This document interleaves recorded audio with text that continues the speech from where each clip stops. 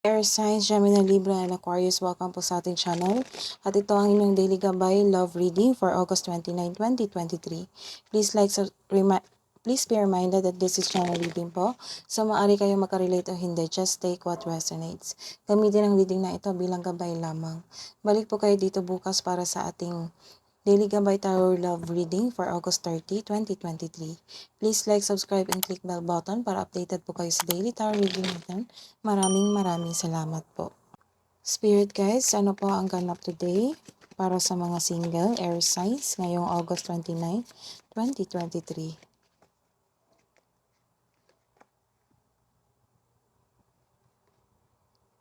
Oops.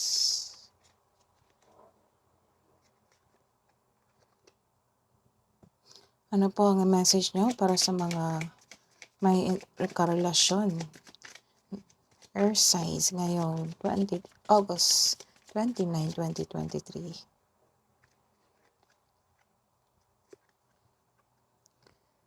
Sa mga single, you are feeling not enough. You are frustrated sa iyong past love. So, ilan sa inyo hindi pa naka-move on. You have lack of confidence you have lack of confidence para harapin ang bagong cycle sa iyong buhay.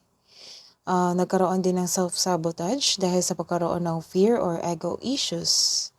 Naghiwalay kayo dahil sa selos. Ilan din sa inyo nagkaroon ng secret admirer na gusto ka niya. Someone likes you. So, nagkaroon ng flirting moment. Gusto niyang makipag-date sa iyo. Sa may karelasyon, nagkaroon ng abundance. Happy kayo ngayon. Nagkaroon ng abundance sa inyong relasyon.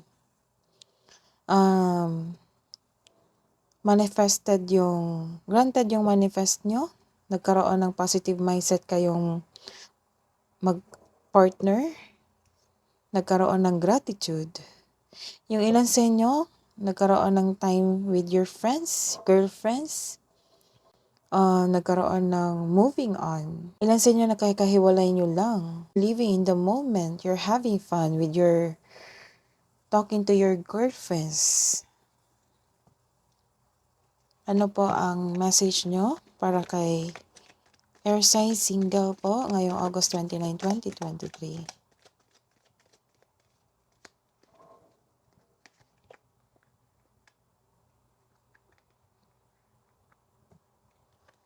Ano po ang message nyo sa mga may karelasyon? Spirit guides.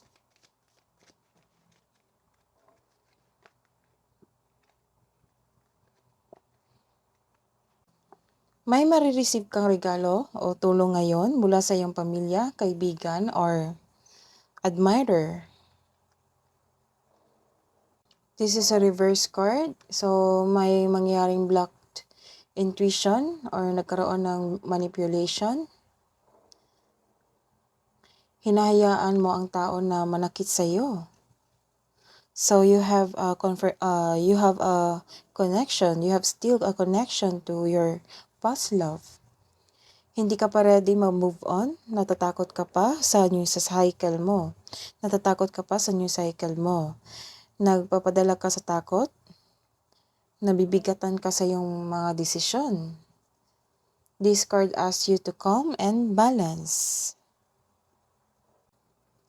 This is a reverse card. Nagkaroon ng makareceive ka ng hindi magandang balita galing sa iyong partner.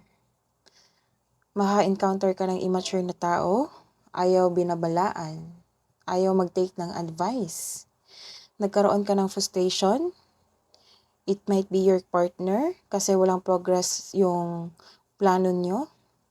Or nagkaroon ng delay sa inyong romantic trip. If you want to see the results, build concrete plan without refusing. Nagkaroon ng moving on from challenges. Struggles na na-encounter nyo magkapareha. This is a reverse card. So, Lumalayo ka sa isang tao na nagdulot ng toxic relationship sa iyo. Lumalayo ka sa hamon ng pananalapi or hamon ng iyong love life na iyong naranasan ngayon. Ngunit may takot ka rin na bumalik yung naranasan mong hirap. So the advice is focus and have faith. I-release mo yung nararamdaman mo. Palitan mo ng positibo na ma-motivate ka ulit.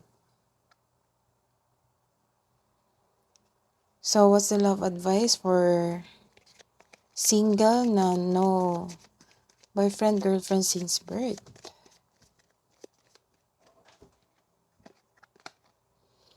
Perform a random act of kindness. So there's a gift and there is also a gift. So this is confirmation na may magbibigay ito ng itong taong to, itong manliligaw na ito sa iyo ng isang importanteng bagay o regalo. What's the love advice for single? When it comes to matters of the heart, there is no right or wrong. Every choice you make expands your understanding of life and love. What's the love message for a couple?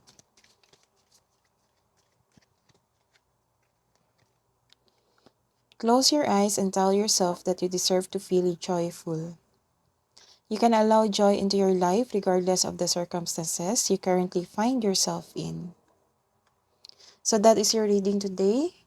Balik po kayo dito bukas sa August 30 love reading po. Please like, subscribe, and click bell button for notification para po updated kayo sa daily tarot reading natin. Maraming salamat po.